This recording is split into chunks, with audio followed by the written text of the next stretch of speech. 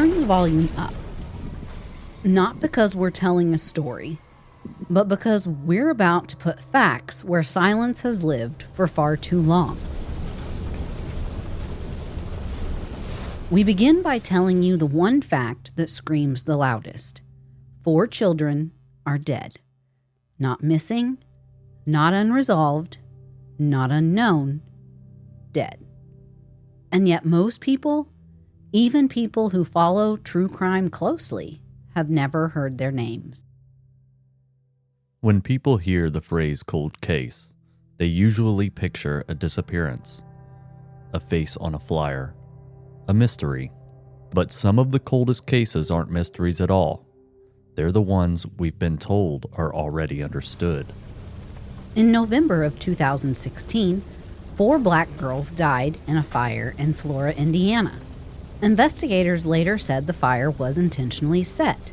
And years later, there have been no arrests. That is not speculation. That is what law enforcement itself has publicly stated. So tonight, we're not here to theorize. We're here to examine what was said, what was documented, what moved quietly through the system, and what didn't move at all. This is the Case Walker Chronicles.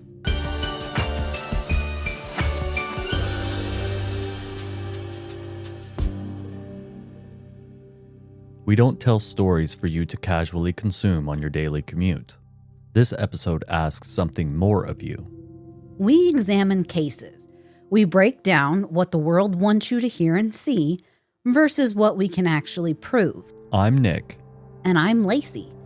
And we are no longer willing to sit by and watch society crumble at the hands of institutions that claim to seek justice, claim to report the news, yet only share what spikes ratings, drives viewership, and targets preferred demographics. This season is about patterns, not personalities. About silence, not spectacle. And about what happens when attention moves away from certain cases, even when the facts demand that it stay. Episode 5 matters because this season is structured intentionally. Now is the right time to explain how this season has unfolded, how it will continue to unfold, and where that leaves you, the listener. In Episode 1, we discussed Jill Behrman. In Episode 2, we examined the disappearance of Lauren Spearer. Episodes 3A and 3B focused on Joseph Smedley. Episodes 5 and 6 shift the focus to Flora, Indiana. Episodes 7, 8, and 9 will turn to Delphi, Indiana. And episode 10 takes a step back and asks what Indiana looks like when you line these cases up side by side. Some cases dominate the national conversation. Others disappear. Not because they're solved, but because they're inconvenient. Flora is one of those cases. And I want to be transparent with you. I have personally watched how certain episodes gain traction immediately, before people even finish listening. And I have watched other episodes, just as carefully researched, move more quietly. That's not an accident, that's conditioning. There is a documented phenomenon in criminology and media studies called missing white woman syndrome. That term does not come from social media. It comes from peer-reviewed research. Specifically, a study published in Criminology, Criminal Justice, Law and Society by researchers Danielle Slakov and Henry Fradella. That study analyzed hundreds of news articles covering missing person cases. And here is what they found. White women and girls made up approximately 59% of missing person cases in the dataset, but received over 68% of media coverage. Black women and girls, meanwhile, made up over 1/3 of missing persons cases and received less than 20% of the coverage. This study also found that white victims were more likely to receive repeated coverage, follow-up stories, and extended attention, while black victims were more likely to be mentioned once, if at all. This isn't about intent. It's about systems. Media doesn't just reflect interest, it creates it. And when certain victims are framed as more relatable, more urgent, or more marketable, others are pushed to the margins. This matters here because the victims in Flora were 4 black children, and their case did not receive sustained national attention, even after investigators said the fire was intentionally set. Before we go any further, we need to anchor this case, geographically and in time, because context matters. Flora, Indiana is not isolated. It is approximately 8 miles from Delphi, Indiana. 8 miles. Close enough that you can drive it in under 15 minutes. Now, let's talk about the calendar. The Flora fire occurred in November of 2016. Just over 3 months later, in February of 2017, Abigail Williams and Liberty German were murdered in Delphi. 2 towns, 8 miles apart. 2 major crimes involving children. 1 short window of time. One case became a national fixation. The other faded. Not because it mattered less, but because attention moved differently. We're not drawing conclusions here. We're documenting proximity. We're documenting timing. And we're documenting how focus shifts. Because as this season unfolds, and as we move deeper into Delphi, these timelines will matter. So keep that map in your head. Keep those dates in mind. And now, let's start where we always start, with what can be proven. What we are about to walk through is not rumor. It is not theory. It is not sourced from message boards, TikTok, or hindsight narratives. Everything you are about to hear in this section comes from public records, law enforcement statements, and contemporaneous reporting. When we cite something, we will tell you where it comes from, because facts don't need drama, they need documentation. The fire occurred on November 21st, 2016, at a residence on East Columbia Street in Flora, Indiana. This information is consistently reflected in contemporaneous reporting and official law enforcement statements. Inside that home were 5 people, 4 children, all girls, and 1 adult. The 4 children were Kiana Davis, age 11, Kiara Phillips, age 9, Cariel McDonald, age 7, Kiani K.J. Welch, age 5. Their names matter. Say them.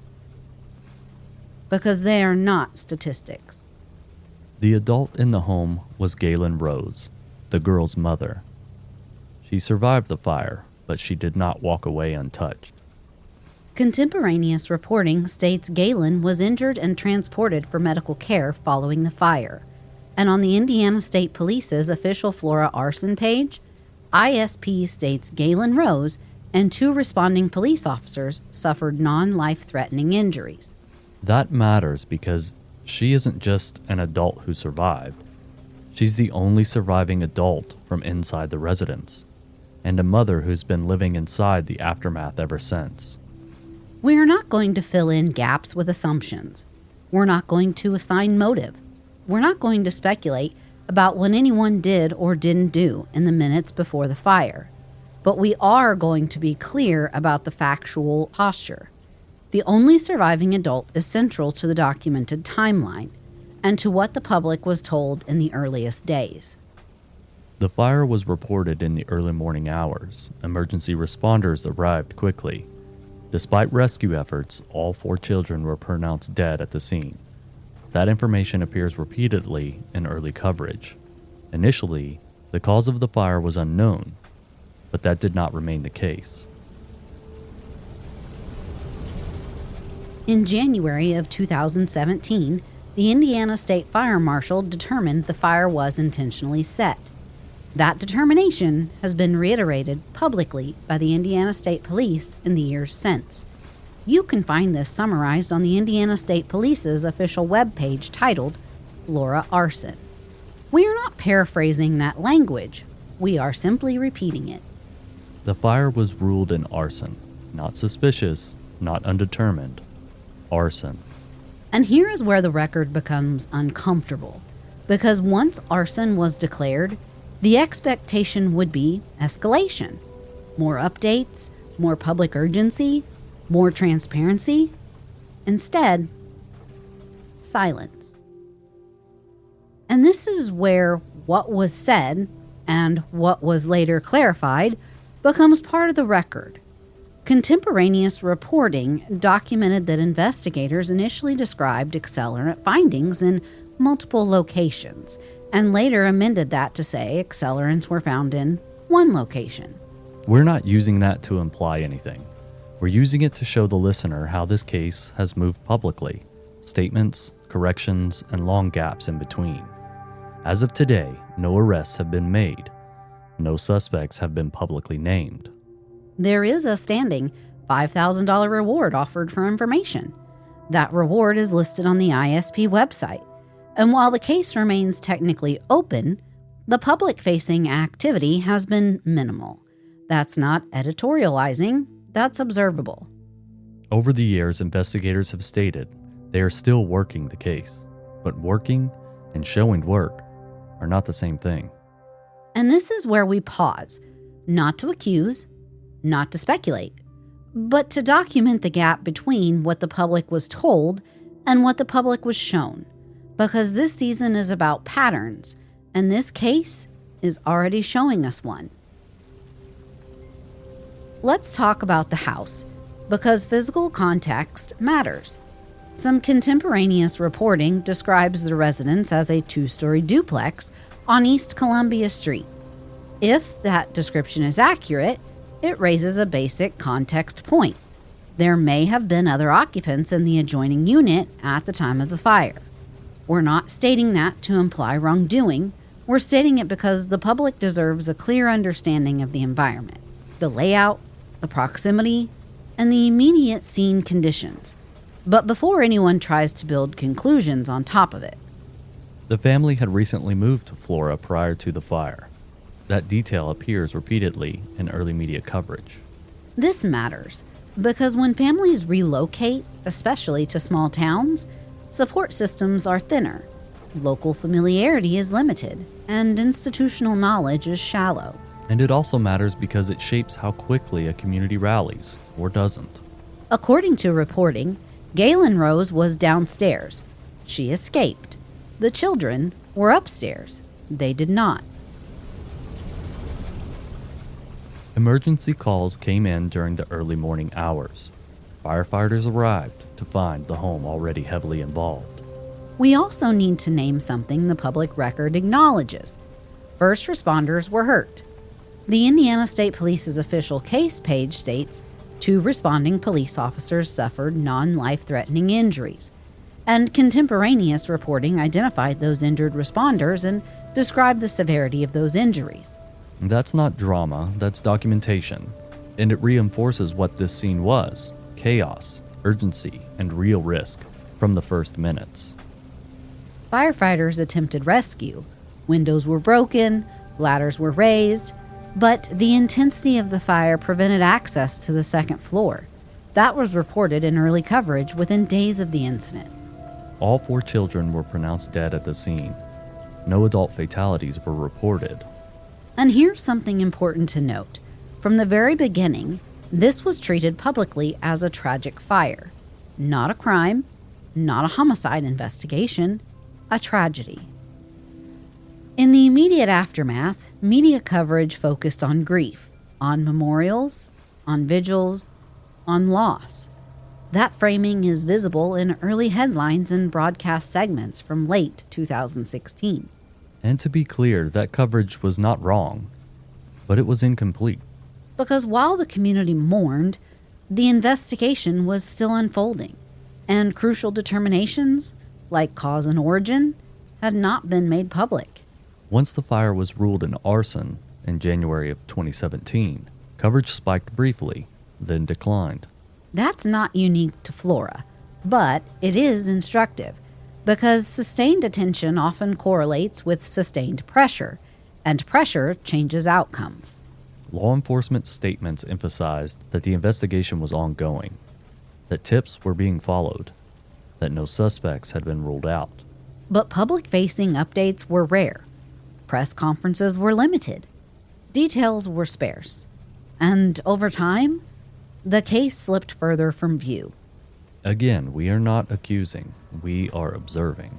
Because this season is not about assigning guilt, it's about examining systems.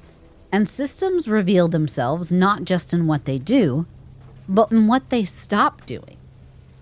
So let's hold the line here. What we know, and what we can prove, is this. 4 black children died in an arson fire. The fire was ruled intentional. No one has been arrested, and public momentum faded. Those are facts. Everything beyond this point requires records, paper trails, access, and that's where part 2 begins. If this case feels unfamiliar to you, that's not a personal failure. That's a structural one. Attention is directed, visibility is curated, and silence is rarely accidental. This season is about recognizing that, not to overwhelm you, but to sharpen you. Because once you see the patterns, you can't unsee them.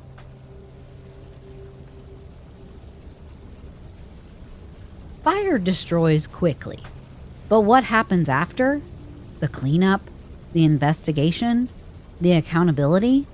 That's where truth either survives or it disappears. In Flora, the fire went out, but the questions didn't. And neither should the attention.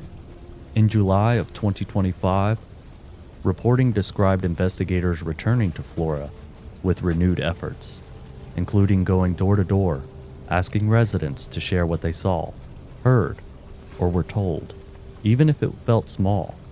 That tells us 2 things can be true at once. The case is still open, and the public has still been asked to live on fragments. This has been part 1 of our examination of the Flora, Indiana fire. In episode 6, we'll move into the records. Because sometimes the truth isn't hidden in secrets. It's hidden in process.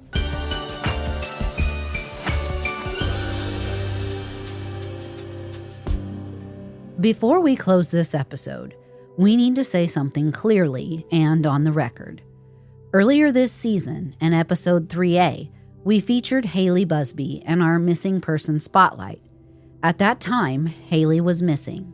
Her family was searching, and the outcome was unknown. When we shine a missing person spotlight on this show, it is not symbolic, it is not temporary, and it is not something we turn off when the episode ends. A spotlight is a commitment. It means we keep names alive. We keep attention focused, and we do not allow the world to quietly move on. Here is what has been publicly reported, and what is supported by law enforcement updates and newly unsealed court records as of February 10th, 2026. Haley Busby, 17, was last seen after leaving her home area on January 5th, 2026. An Ohio man, Tyler Thomas, is in custody and is facing charges including pandering obscenity and tampering with evidence connected to the investigation. Newly unsealed affidavits state that Thomas told investigators he met Haley more than a year earlier on an online gaming platform, and that they communicated using an encrypted messaging app called Session.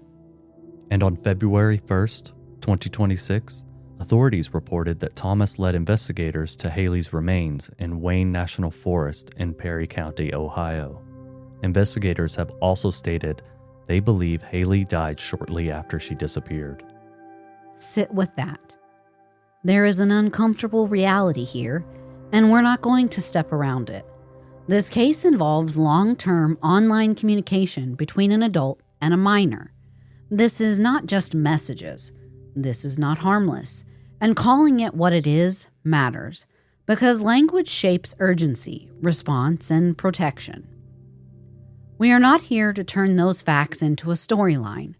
We are not here to speculate about what happened in the moments we cannot see. But we are here to say her name and to tell the truth about what has been documented. Haley's family and advocates are calling for changes, not just in law, but in how cases like this are understood from the very first report forward. Because when grooming is minimized, when online contact is treated as not serious yet, and when a child is labeled a runaway instead of treated as high risk, the system doesn't just fail, it teaches itself to look away. And as this case continues, you're going to hear conversations in Indiana and beyond about alerts, classifications, and what happens when a child is initially treated as a runaway instead of high risk. That is what a spotlight is supposed to do. Not just hold attention, but turn attention into pressure, and pressure into change. That's why this episode does not have a separate missing person spotlight, because Haley still needs it. Her life mattered when she was missing. It matters now, and it will matter every time someone tries to dismiss grooming as just messages or a child as just a runaway. In our show notes, we'll link the advocacy efforts currently active in Haley's name, including the petition and verified family updates. One spotlight does not replace another. It strengthens it. And just like Haley, the 4 children in Flora deserve that same commitment. We don't spotlight people and walk away. We stay. This has been the Case Walker Chronicles. And we hope you keep walking with us.